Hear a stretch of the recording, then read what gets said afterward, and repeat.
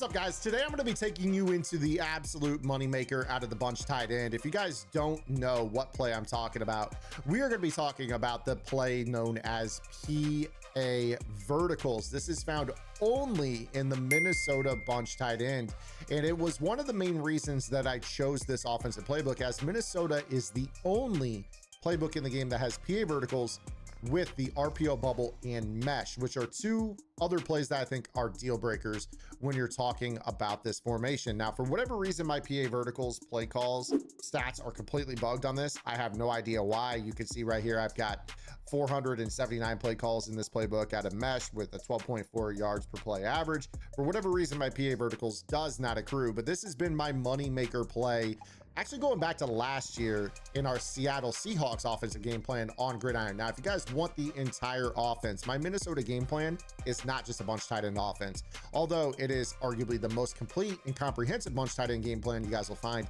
I also have full game plans out of the tight Y off week.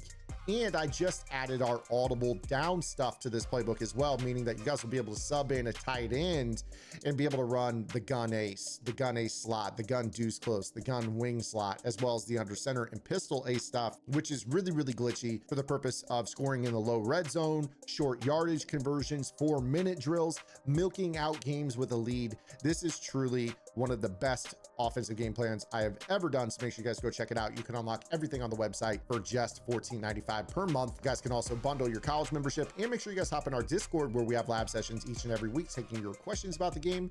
I do archive those and host those on the website as well for those that are unable to attend live. It is truly the best deal in the tip space. Now let's show you guys how to actually bomb match coverage out of the bunch tight end, and why the Minnesota Vikings version out of PA verticals is much easier, because you can quick snap it and has more utility when you're not facing match or you're facing someone that shades their match down. Now, the first thing that I'm going to do here is I'm going to set all of the different match coverages. So I'm going to have quarters, we'll throw a little palms in there, and we'll throw a little bit of cover 6 as well as cover 9. And I'm going to go through how the defense reacts to all of these plays here. So we'll start off with quarters, and we will pretend that we're in regular bunch tight end.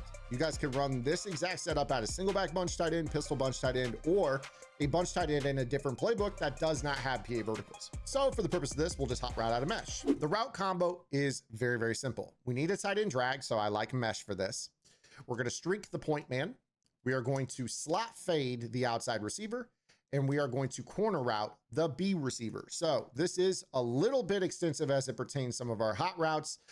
You're going to also need to custom stem down your corner. Keep in mind that after the most recent title update, we can no longer stem corner routes down to a 1-yard cut. They now have a minimum distance or a route stem of 3 before they break. So this is what your player will look like. Now, against quarters, what's really, really interesting about this is that the bunch tight end has what is called cut rules. You guys would normally think that in quarters, the weak side safety would be able to cheat across to guard that third vertical, which is basically Burden, Moore, and Odunze being those 3 verticals. This is not the case with bunch tight end, because if the tight end runs a drag, this makes that safety have to cut that route off. So what you're going to see is that Brisker is going to cheat down on that tight end drag, which leaves no one to guard the inside most vertical, which ends up being Burden late in the play. And as a result, you have to have Jalen Johnson getting back from across the formation, and this ends up being a 1-play touchdown. So it's very, very easy to actually run this in bomb quarters. Now, let's contrast that with the stock play known as PA verticals. We still have to make a few hot routes. So we have to put Y on a streak, we have to put B on the corner, and A on the drag. Running back is optional. We still have to stem down our corner. Now, this is slightly different than the last setup in which we had that slot fade route, because the route to Odunze is actually way better for the purpose of throwing quick against certain other coverages. And this is actually a great zone switch stick beater in the event that it's not matched. This is better than the setup that I just gave you with the hot routes. So this is a little bit quicker to set up. First off, it's not a quick snap play, but it is one that is quicker to set up, especially if you use conductor. But it does elicit the exact same match response, where you're just going to have this player wide open down the field, and provided your quarterback doesn't airmail it, you'll have a touchdown. So I'll run this one more time. Pretty easy to set up. Snap the ball, wait for that safety to leave, and bingo, we're throwing this ball down the seam, and we're out for the touchdown. Rack catch touchdown. That's how this attacks quarters. Now let's go ahead and go back to kind of that stock setup that I just gave you without the stock play. So again, we have basically this. Let's go in audible into palms. So this time we're calling cover 4 palms. You saw a little bit of a movement there. That's a slight tell in the formation. We've talked about that before. So again, make sure you guys are subscribed because I touch on stuff like this all the time in videos. And if you guys watch all the videos, you're going to learn this stuff. But again, palms will do the exact same thing. So you're going to see that late swap off and bang, we hit this throw down the seam.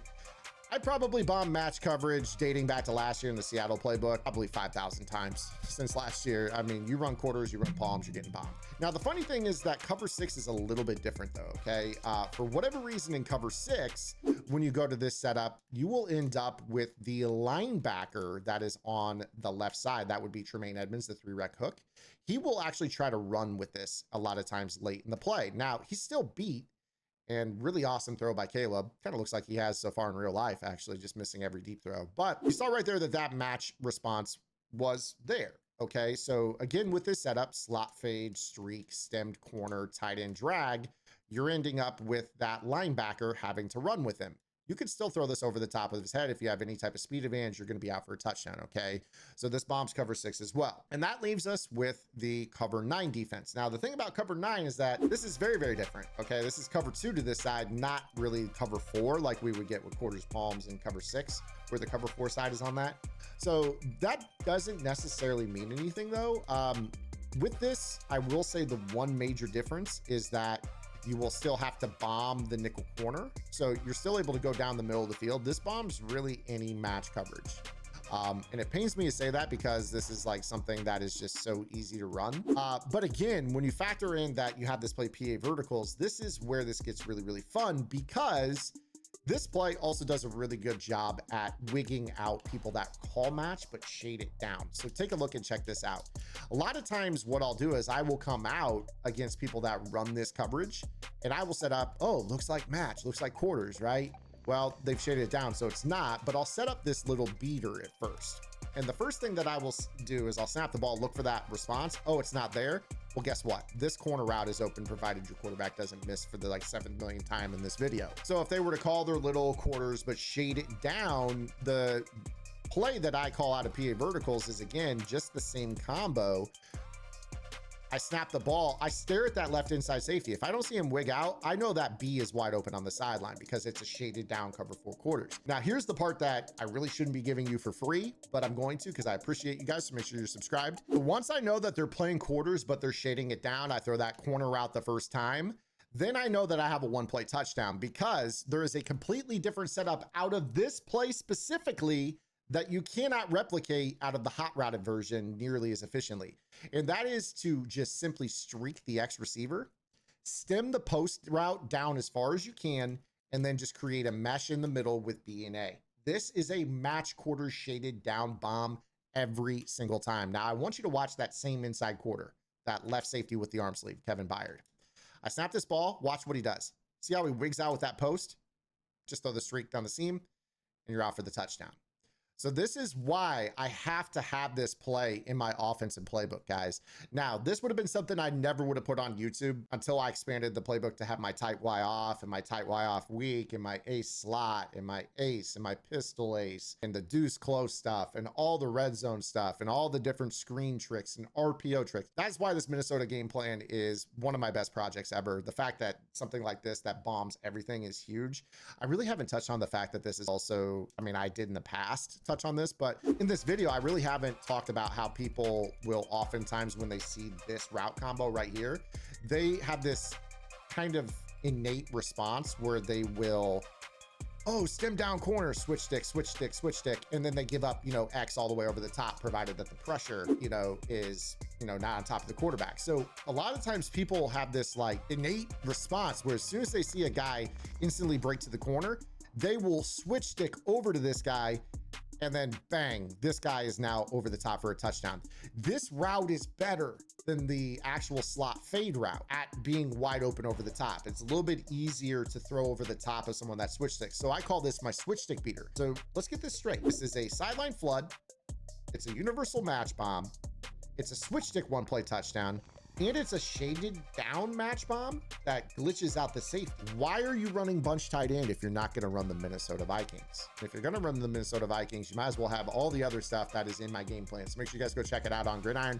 Otherwise, subscribe right here. We'll have some more nuggets for sure out of the Minnesota playbook in the near future. I've already talked about some of the duo stuff. Make sure you poke around for the duo in the Minnesota playbook. It could be a lot more here on this channel. I appreciate all of you guys. Thanks for hanging out with me today. We'll see you guys tomorrow. Until then, this is Zan.